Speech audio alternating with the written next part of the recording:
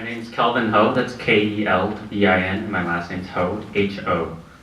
Before I begin making my comments about the specificities of the rules, I'd just like to mention sort of how ridiculous this whole process is.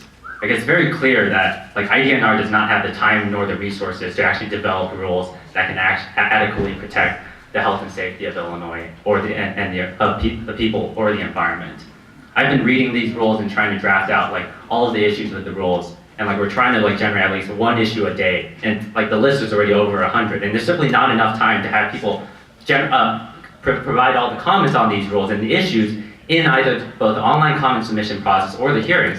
There's 45 days, and I don't understand how people, there's no mention of any sort of independent experts or consulting other agencies. We're reaching out to people like professors in Colorado University, reaching out to professors in Indiana University about issues of radioactivity, about issues of well integrity in Cornell, and none of these scientific authorities or agencies are being mentioned in these rules. It seems pretty commonsensical that you would consult independent experts around these issues. No mention of these.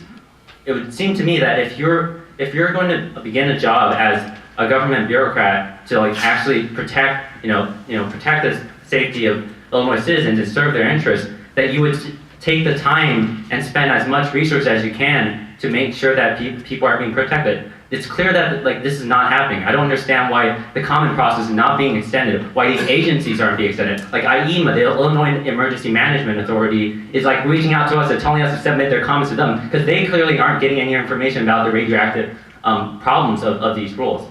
So with that, let me just begin on the issue of radioactivity, for example. It's been shown, as people have mentioned, that Illinois, amongst much of southern Illinois, the oil brine is 67 times the maximum contamination level of the EPA. That's 5 picocuries per gram. At that level, I think it's pretty safe to assume that all of the produced water, if not most of it, is going to be radioactive.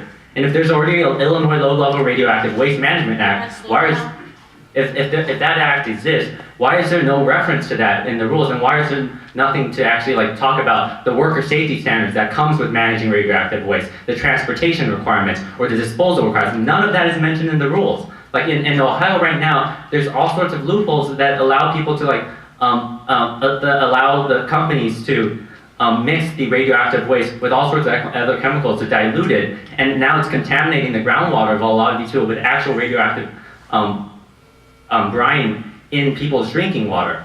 We just have to look to Fukushima for all of the problems that come with inept management of radioactive waste. Frankly, I think that we should assume that all of the produced water is classified as low-level radioactive waste and put upon companies to show that it isn't.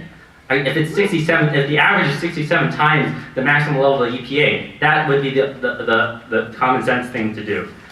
The other thing is the whole issue of non-water fracks is another thing. Without actually giving any sort of scientific evidence for how to come up with the level at which we judge high-level hydraulic fracturing for mixed fracking that include both water and gas or foam, or ones that only use gas and foam, then it basically seems like IDNR is just sort of coming up with some random way of equating liquid gallons with gas gallons and allowing companies to basically completely be exempt from the regulations altogether. This is a huge loophole. Why even write the rules if you're going to leave a loophole that is going to allow all these companies to add enough gas or foam to basically exempt regulation altogether? That to me just shows that IDNR is not doing its job, or I guess it's being paid off by the oil and gas industry. If there's so many problems, we frankly need more time. Okay, thank you.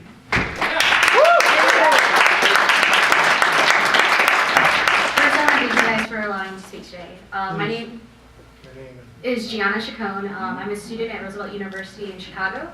You're going to spell your first and last name, please. We won't count this against you. Okay. Gianna, Gianna, and then Chacon, Chacon. Okay. I'm a student at Roosevelt University in Chicago. I'm also a member of the Iron Student Network, and I'm here for Fair Economy, New Fair Economy in Illinois. I'm also a resident of Dixon, Illinois, which is about 2.5 hours west of Chicago. The reason I'm here today is, growing up in Dixon, Illinois, one of our prominent features in our park is the fact that we have 2 great national parks. We're also about 45 minutes to an hour from the Starved Rock Park, which is probably one of the greatest national parks in Illinois, minus the Shawnee National Forest. So my comments will be on the radioactivity that occurs in fracking, how it may affect the national park's waters. Unfortunately, Illinois' shale rock has some of the highest levels of uranium. And in section 24585, it only provides testing of fracking fluids only once during the early flowback stage, and only for naturally occurring radioactivity materials.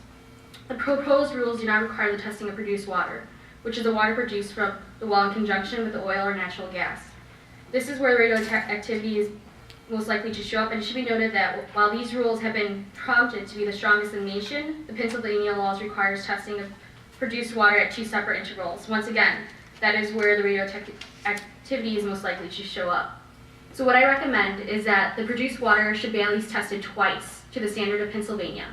But because the law is limited to 1 test, I recommend that the tests occur greater than every 21 days to obtain an accurate reading on the radioactivity and test for naturally occurring and technically enhanced radioactivity material, according to the Illinois Low-Level Radioactivity Waste Management Act. In order to do this, it's the only way that we can protect our national parks, which is one of our greatest resources here in Illinois. Thank you. Thank you, ma'am.